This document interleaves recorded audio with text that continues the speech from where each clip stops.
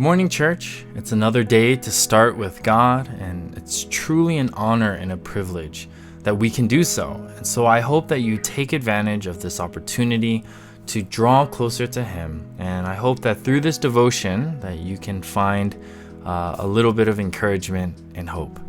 Let's begin. Some of you guys are at a stage in life where you're trying to figure out what you want to be when you grow up. Have you guys thought about that before? Maybe you've been pressured for the past few years by parents or maybe by your peers on what you want to be. Now, when I was in high school, I remember a lot of my friends knew what they wanted to be. So because they knew, they took all these classes, they did internships, and basically did all this stuff to prepare them for their futures. I remember when I was a junior in high school, one time I had a meeting with my academic counselor or advisor, and he asked me what I wanted to do in life. And I told him, I have no idea. But it wasn't until my last semester of high school that I figured it out. I wanted to become a dentist. Now, there were many different reasons why I wanted to be a dentist, but mostly it was because of the fact that I actually got a job helping out at one of these dentistries back home. And it kind of dawned upon me that, maybe I could just pull out people's teeth for the rest of my life. How great would that be?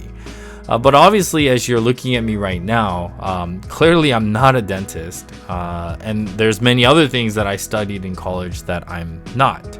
Now, another way that we would ask this question of what you want to be when you grow up is the question of, what is your calling? What is the calling of your life?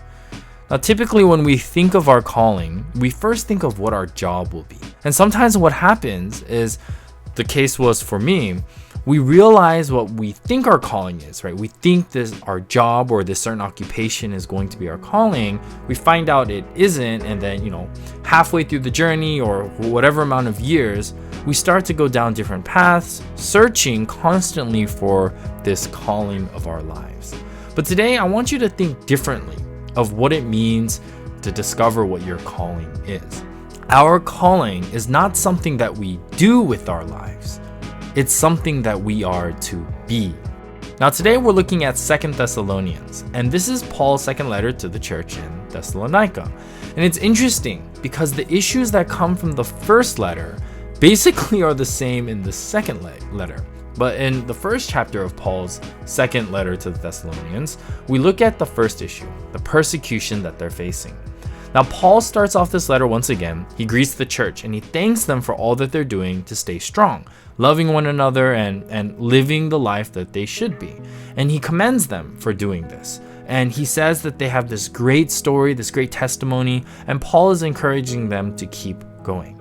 And then Paul jumps into verse 5 to 10, which we find some very interesting and somewhat disturbing descriptions and scary stuff. About how God's judgment is going to come down upon these people that are causing problems, right?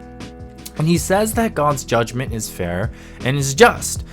Now, Paul has to remind them that don't worry, God will take care of those that are going against you, right? Paul wants them to not worry about these particular people, to not be fazed and not be bothered. Because ultimately, in the end, for those who believe and choose to live a life for God and with God, will be saved and won't have to face this judgment.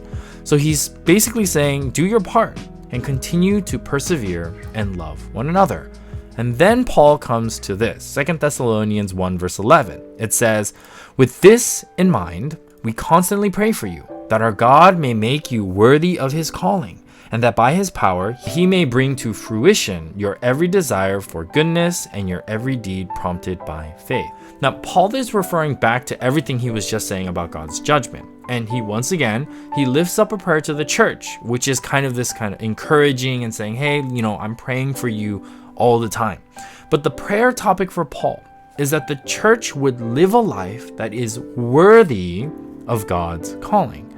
You see, it's not a calling of this world, but God's calling, or what I like to call a higher calling. You see, you're not called to do big things in your life, contrary to what the world may tell us. We think we have to do all these great things, right? We think we have to be super successful, save the world, right? No, actually, that's not true. As Christians, our higher calling is following Jesus when he calls and living a life that is worthy of him. That's what Paul means when he says that God would bring to life every desire for goodness, and that all our actions and things we do is because of our faith in him. In other words, Paul is saying that a life worthy of him is a life that reflects God's goodness and love to those around us. Paul is telling this church, keep your focus on becoming, right? Become more mature. Become a spectacle for the world to experience and see God's love. Become more Christ-like. You see, it's not doing things, right? It's not doing more mature things. It's not doing more things that make us look Christ-like, right? That's not what comes first. The first thing we have to do is become.